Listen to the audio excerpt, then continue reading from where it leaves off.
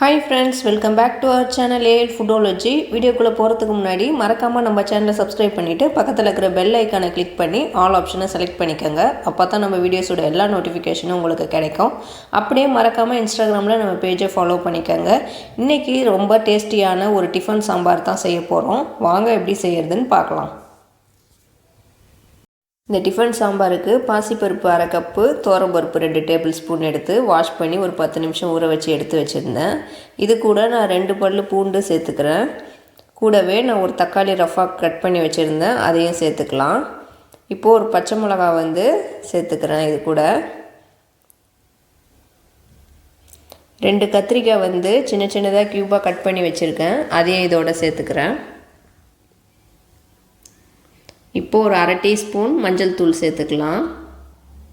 கூடவே பருப்பு வேகிற அளவுக்கு கொஞ்சமாக உப்பு சேர்த்துக்குவோம். இப்போ இது எல்லாத்தையும் நல்லா மிக்ஸ் பண்ணி விட்டுக்கலாம்.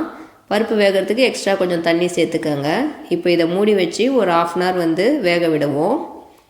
பாசி பருப்புங்கிறனால சீக்கிரம் வெந்துடும். இப்போ இது ஒரு 3/4 பதத்தில் இருக்கிறப்போ இதை நல்லா மிக்ஸ் பண்ணி விட்டுட்டு இந்த ஸ்டேஜில் நான் ஏற்கனவே கட் பண்ணி வச்சுருந்த கேரட்டு, பீன்ஸு, உருளைக்கிழங்கு இதை இதோட சேர்த்துக்கிறேன். இதை ஃபஸ்ட்டே சேர்த்துருந்தா நல்லா மசிஞ்சு வந்துடும். அதனால் இந்த ஸ்டேஜில் இப்போ நான் சேர்த்துக்கிறேன். உருளைக்கிழங்கு மீடியம் சைஸில் இருக்கிற 2 உருளைக்கிழங்கை கட் பண்ணி இதோட சேர்த்து வச்சுருக்கேன்.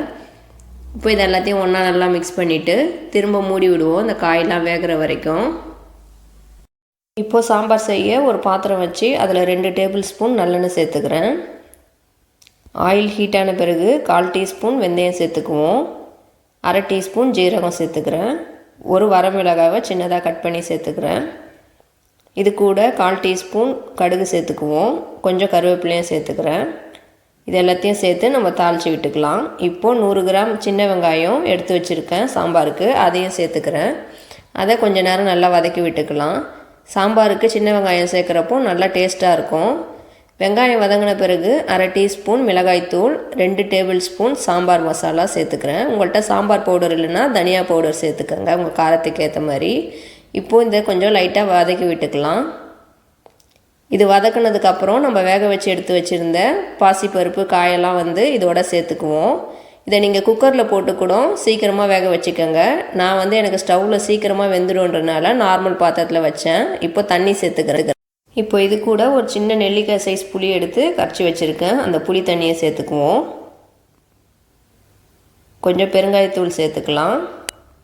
இப்போ இந்த சாம்பாருக்கு தேவையான உப்பு சேர்த்துக்கிறேன். நான் கல் உப்பு தான் சேர்த்துக்கிறேன். இப்போ இது எல்லாத்தையும் ஒன்றா நல்லா மிக்ஸ் பண்ணி விட்டுக்குவோம். நம்ம சேனலில் ஏற்கனவே முட்டைக்கோஸ் வச்சு ஒரு சாம்பார் ரெசிபி இருக்குது, அது ஐகார்டில் கொடுக்குறேன், செக் பண்ணி பாருங்கள். இப்போது இதை மூடி போட்டு மூடி விட்டுக்கலாம். இது ஒரு 1/4 மணி நேரம் நல்லா கொதித்து வரட்டும் சாம்பார். இப்போது ஒரு 1/4 மணி நேரம் கழித்து நான் ஓப்பன் பண்ணி காட்டுறேன் பாருங்கள்.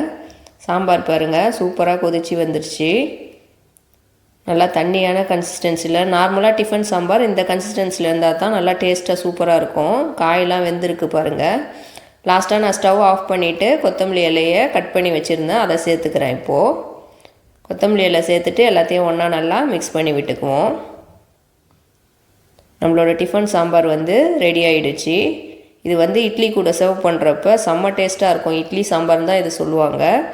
இது தோசை, பூரி, சப்பாத்தி கூட இந்த சாம்பார் நல்லாயிருக்கும். இப்போ நம்ம இதை இட்லி கூட சர்வ் பண்ணியிருக்கலாம். இட்லியும் சூடாக ரெடி ஆகிடுச்சு. நான் இட்லி கூட சர்வ் பண்ணி உங்களுக்கு காட்டுறேன் பாருங்கள்.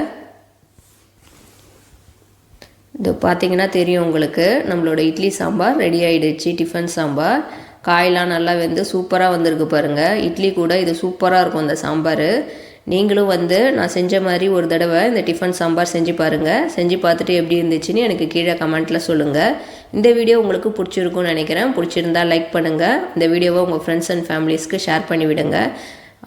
அப்புறம் இது வரைக்கும் நம்ம ஏல் ஃபுடாலஜி சேனலை சப்ஸ்கிரைப் பண்ணாதவங்க மறக்காமல் சப்ஸ்கிரைப் பண்ணிவிட்டு பக்கத்தில் இருக்கிற பெல் ஐக்கானை ப்ரெஸ் பண்ணிக்கோங்க. தேங்க்யூ ஃபார் வாட்சிங்.